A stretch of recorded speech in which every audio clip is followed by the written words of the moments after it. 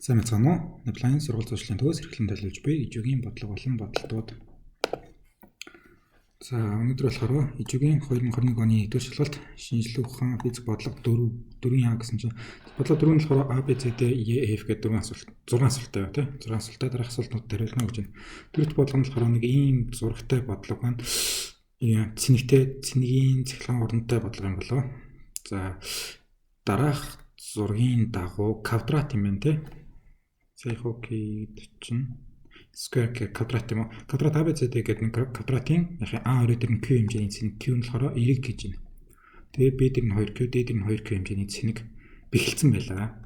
Тэнгүүтээ C өрөө дээр нь болохоор ийм өөр том Q болчлоо тий. Том Q цэник тавьсан чинь А дээр үйлчилж байгаа цэнигийн хүч нь тэг боллоо. За тэгээ асуулт нь болохоор Q кухан Q-ийн харьцаа гэдвэ. Тэгээ эрэг сөрөг хоёрын янзын хариултаа тийм үү. За бид нар болохоор зүгээр ингэ чинь ингээд нэг цэник байжиг. Тэгээ цэник хэрвээ эрэг цэник байх юм болохоор эндээсээ цахилгаан орно гарахаар гэж. Харин сөрөг цэник байх юм бол цахилгаан орны шигээ орохоор чиглэсэн байдалтай тийм. Тэнгүүтээ E гэж тавьж болно. Цахилгаан орно нь болохоор E тэнцүү K Q хувахан нарын квадрат. Цахилгаан орно. K нь болохоор D хухан 4P эпсилон 0 ч юм уу. Нэг тогтмолтой юм байж байгаа. Q нь болохоор цэний хэмжээ маань байна. Энэ дээр болохоор R-ийн квадрат гэдэг юм. Энэ цэнгээс чинь тэгвэл ямар зайд байгаа юм бэ гэсэн. Тэгээ цахилгаан орны хүчлэг гэдэг тийм. Хүчлэг. Цахилгаан орны хүчлэг нь болохоор юм байх хэвээр. Эсвэл хүчийг нь бичих юм болохоор F тэнцүү K Q хувахан R-ийн квадрат. К маань тогтмолтой байгаа. Энэ нэг Q цэнийг нөгөөт нь өөр нэг Q цэнийг тавьсан бай. Энэ хоёрын хоорондох зай нь болохоор R байдаг юм бол ийм хэмжээний хүч үйлчилнэ гэдэг. Тэгмээд хүчнийхаа хэмжээг нь илээ чиглэлийг нь болохоор бодох хэрэгтэй те. Хоёулаа эрэг эсвэл хоёулаа сөрөг цэник байх юм бол ижил цэнэгүүдэд хоорондоо түлхэлцэн. Бие бинийгээ нөгөөт ичнгээ түлхэлцэн. Ариу эсрэг цэнэгүүд нэмэх хасах ч юм уу хасах нэмэх ч юм уу. Эрэг эсрэг цэнэгүүд байх юм бол бие бинийгээ таталцснаа гэдэг. За энэ дээр болохоор Q маань угаасаа тэгээс их гээд өгсөн байгаа. Тэгэхээр энэ бол нэмэх цэник юм байна. Тэгээд 2Q болон 2Q гэж хоёулаа нэмэх цэнэгүүд байгаа шүү дээ. Тэгэхээр эндээс энэ хоёрын хооронд A B хоёрын хооронд бол бие бинийгээ түлхэн гэсэн үг те. Хоёулаа эрэг цэнэгүүд байгаа юм бол эндээс B-гээс бол ийшээ энийгээ түлхэн, B-г энэ өөрөө бас доошгоо түлхэн. Энэ D-гээс болохоор энийгээ бас дахиад түлхэн. Нөгөө түнцсэн энийгээ ийшээ түлхэн. Тэгээд A энэ D болон B дээр байгаа цэнэгүүдийг нь үзэхээр ийшээ нэг ийм хүч, ийшээ нэг ийм хүч, энэ хоёрын нийлбэр хүч нь гэхээр уул нь бол энэ A дэсэн цэнийг ийш нь түлхээд байсан байхгүй. Тэгсэн чинь одоо энэ C зэг дээр ийм Q гэдэг нэг цэнийг тавьсан чинь энэ A дээр үйлчилж байгаа хүч нь тэг болчлоо гэжлээд байгаа. Тэгэхээр Q нь болохоор ийшээгээ адилхан хэмжээний хүчээр татах хэрэгтэй гэсэн үг үү те. B D хоёр нь болохоор нийлэнгүүд ингээд ийшээгээ диагоналаар түлхээдсэн юм чинь тэгвэл C нь болохоор наашгаа ийшээгээ татах хэрэгтэй гэсэн үг. Тэгэхээр C-ийн цэнийг болохоор юу гэсэн үг вэ? Сөрөг цэник гэж байна те.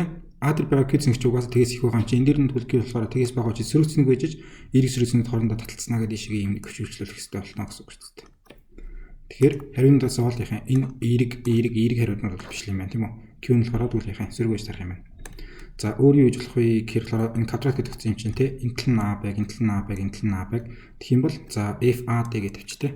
AD хоёрын хооронд үйлчлж байгаа чинь ямар юм бэ гэхээр K Q нүүт нь болохоор 2Q тийм үү? Хуваах нь R-ийн квадрат гэдэг. Зайн нь болохоор A юм бол A-ийн квадрат гэдэг. Тавьчихаар энэ дэр K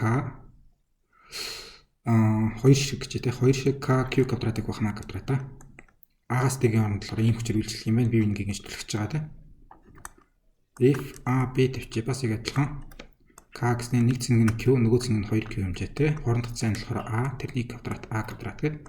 Тавьчихаар 2K Q квадратыг хуваах A квадрат. Яг адилхан хэмжээтэй ийшээгээ түлхэж байгаа хүч гараад ирлээ.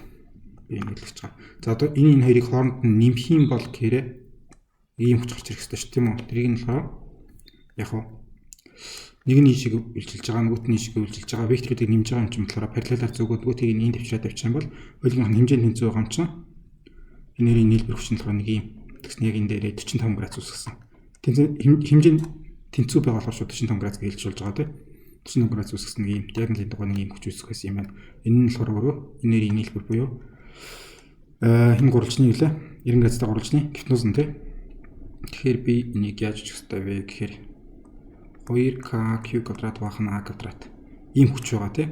Нэг квадрат дээр нэмэх нь нөгөөхнийх нь 2K Q квадрат хуваах нь A квадрат. Энийх нь квадрат. Тэнцүү энэ F-ийн квадрат гарч ирэх ёстой юм. тэгжиж Пифагор өстэй. Энийг квадрат тэнцүү, энийг квадрат нэмэх нь энийг квадрат. Тэгээд тэнцүү 2 шишгэг гэснэ 2kq квадрат хуваах нь a квадрат гэсэн юмны квадрат байгаа гэдэг чи. Эндээс нь хоёр талаас нь нэрээ язгуур авчих юм бол f тэнцүү. Энэ язгуурын гаднаагаа 2 чинь болохоор язгуур дээр 2 болчихвол тэр язгуур дотор байсан юм бол зүгээр л ихэнх квадрат илээ. Квадрат дотор байсан юм бол зүгээр л квадратын хаяа гараад ирж тийм үү? 2kq квадрат байх нь a квадрат тэнцүү. За энэ болохоор биеийн a цэгт bd2 үйлчилж байгаа хүчин тийм үү? 2 язгуур дор 2 kq квадрат байх нь a квадрат. Ийм хүчээр үйлчилж ийсэн юм байна. Тэгсэн чинь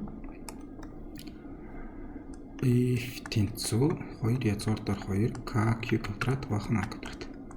Тэгсэн чинь энэ c зэг дээр ийм том q цэнийг тавьсан чинь болохоор a дээр үйлчлэг хүчин тэг болно буюу ийшээгээ одоо манай энэ f тавьсан байгаа хүч маань тий. Ийм хүчээр үйлчилж ийсэн чинь одоо нөгөө төвшөнд тэгвэл яг төвшин донгораасаар нь квадратын чугаас төвшин донгораасаар үйлчлэж тийм яг ийм хэмжээний хүч үйлчилнэ гэсэн. Тэр маань болохоор тэнцүү гэж хаад тэгэхээр k байх хэвээр q байх хэвээр a дээр байгаа цэник тийм үү. c дээр байгаа цэник маань болохоор том q гэснээр хоорондох зайн квадрат нь тий. Тэгтэл хоорондох зайн хэдвэ гэхээр чинь би нэг квадратынхаа энтлийг нь a гэсэн юм чинь зүгээр энэ дээр ингээд сууж байгаа гэж Пифагорчлаа шүү дээ. Ингээд тавьчих. Тэгэх юм бол юу вэ? a квадрат дээр нэмэх нь a квадрат тэнцүү r квадрат.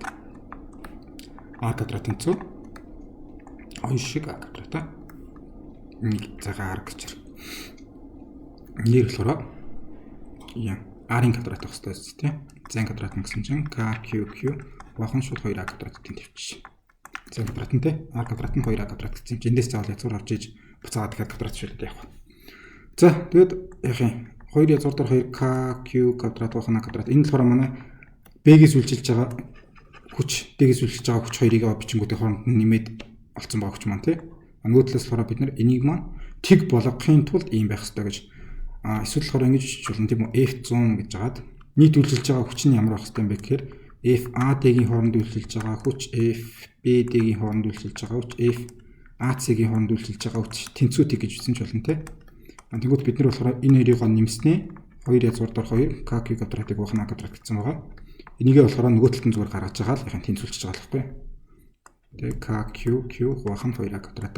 Гэхдээ бид нар болохоор энэ дээр хасах тэмдгийг угаасаа бодсон байгаа. Тэрэн цаанаа зуралтгүй. Тэгэхээр энэ дээр яг нөгөө q маань болохоор 90 тэмдэгтээ гараад ирнэсээ бид тэргээ санцсан байгаа л гэж бодчих. За энэ a квадратыг энэ a квадратын дараа хийчээ. Энэ q квадрат чинь 2 шиг q байгаа шүү дээ. Нэгийг нь болохоор энэ kq гэдэг дараа хийчих.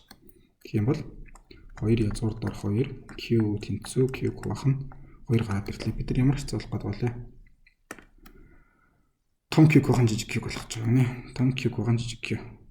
Том q хаан жижиг q тэнцүү энэ q хуваахулж ороод энэ хоёр дэшгээ үржих болж ороод 2-ыг үржтэн 2 язгуур дор 2 шүү дээ. Тэгээ тэнцүү 4 язгуур дор 2.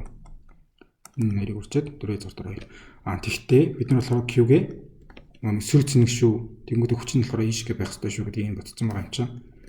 Энэ бол хасах 4 язгуур дор 2 гарч ирэх ёстой гэдэг. Хариу гаргахаар хасах 4 язгуур дор 2 гэсэн хариу байна. Хасах 4 язгуур дор 2-тэй. Энэ харин зөв байна гэдэг. Тэмдэглээ бодсон байгаа болохоор энэ бол биш шүү гэдэг байгаа шүү дээ. За ингээд харсан чинь шинэ гарч ирсэн үгнүүд нэ тэ charges гэдэг денка кэрэ цэнэг байна. Тэнгүүдээ цэгэн цэнэг кэрэ нөгөө элдэн янзын эзлэхүүн байхгүй зүгээр яг энэ цэгтэй шууд юм q цэнэг байгаа шүү гэж бодсож байгаа юм маань тийм үү. Энэ болохоор квадратын a b c d өрөөнүүд маань квадрат маань за энэ цэнгийн хэмжээ энэ болохоор хүчний хэмжээ гэдэг хоёулын яг хэмжээгээд орчуулчлаа монголоо. Электростатик гэхээр электро гэдэг маань манай цахилгаан тийм үү. Энэ болохоор энэ денки гэдэг маань болохоор энэ цахилгаан гэсэн үг нөхгүй. Тэгээ электростатик гэхээр статик цахилгаан статик хүч гэхийн статик гэдэг нь болохоор ямар нэг юм хөдөлгөхгүй л гэсэн үг. Энд нэг юм цэнэгтэй бөөм явж байгаа ч юм уу эсвэл яхаа нөгөө цахилгаан орн нь өөрчлөгдөж хувьсаад байгаа цахилгаан суран зөндөлгөн шиг юм явж байгаа юм уу гэсэн тийм мөрөөсөө байхгүй зүгээр л яхаа энд цэг бэхэлсэн ийм цэнийг тавьсан гэдгийг статик гэж хэлээд байгаа. Тэгээ хүч нь юм байлаа гэд.